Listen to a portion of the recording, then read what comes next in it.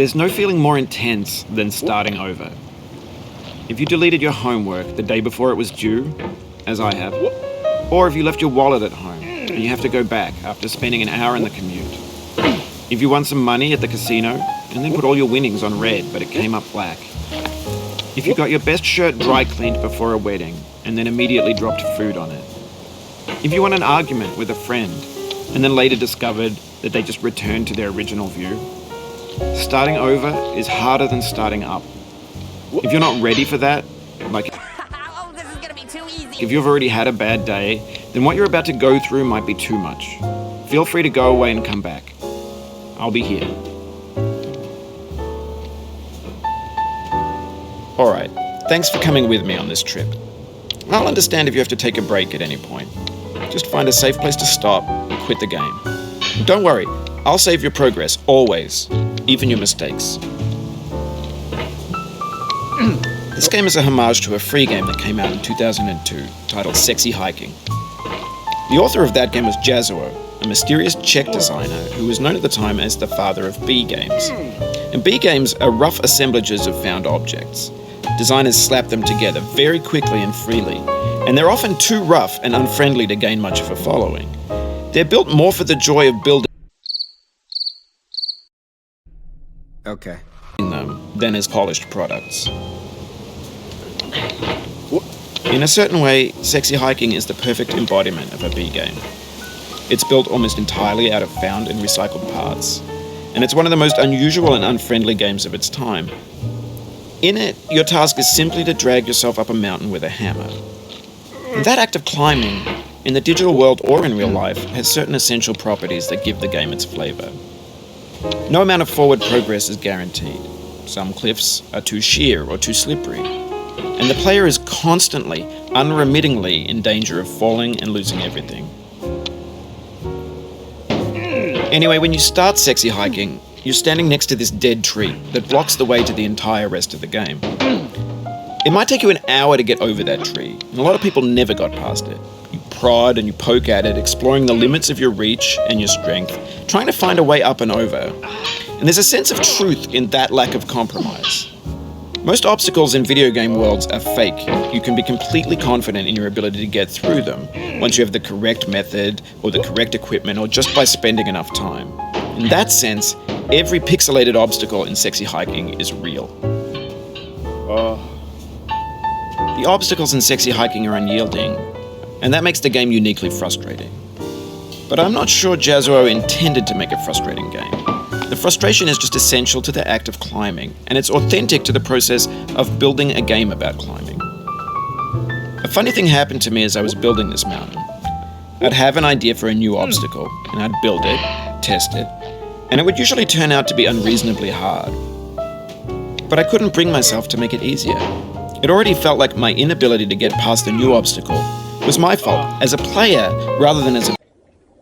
Now, Gary, we can do this the hard way or the easy way. Or the medium way. Or the semi-medium easy hard way. Or the sort of hard with a touch of awkward, easy, difficult, challenging way. So that's how you want to play it, huh? builder. Imaginary mountains build themselves from our efforts to climb them. And it's our repeated attempts to reach the summit that turns those mountains into something real. When you're building a video game world, you're building with ideas. And that can be like working with quickset cement. You mold your ideas into a certain shape that can be played with, and in the process of playing with them, they begin to harden and set until they're immutable, like rock. And at that point, you can't change the world. Not without breaking it into pieces and starting fresh with new ideas. For years now, people have been predicting that games would soon be made out of prefabricated objects, bought in a store and assembled into a world. And for the most part, that hasn't happened, because the objects in the stores are trash. I don't mean they look bad or that they're badly made, although a lot of them are. I mean they're trash in the way that food becomes trash as soon as you put it in the sink. Things are made to be consumed and used in a certain context. And once the moment is gone, they transform into garbage. In the context of technology, those moments pass by in seconds. Over time, we've poured more and more refuse into this vast digital landfill that we call the internet. It now vastly outnumbers and outweighs the things that are fresh and untainted and unused. When everything around us is cultural trash, trash becomes the new medium, the lingua franca of the digital age. And you can build culture out. Okay. Mary Pickford.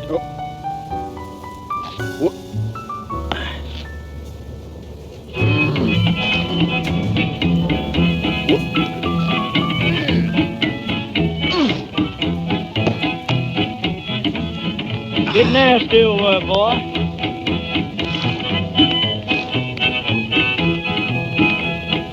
Going down the road feeling bad. I'm going down the road feeling bad.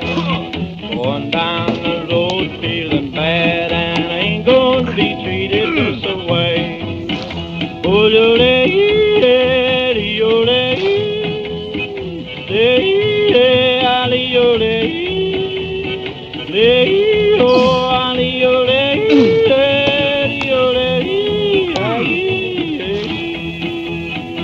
Oh, Play them blues up, boy, play.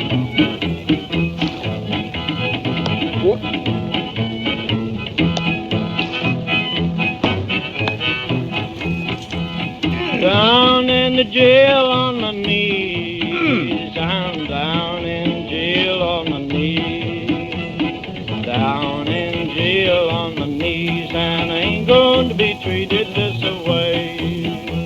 They feed me on cornbread and cheese.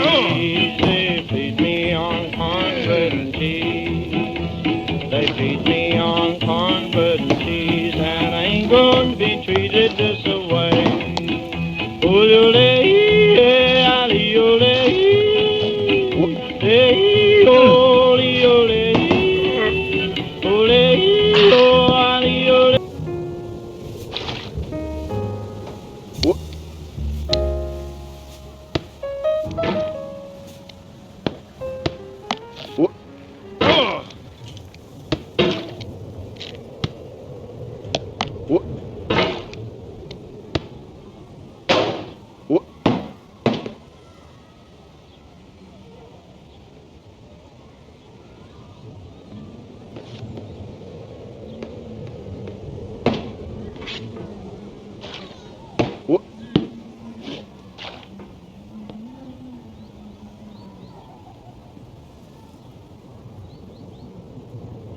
I feel within me Stupid game.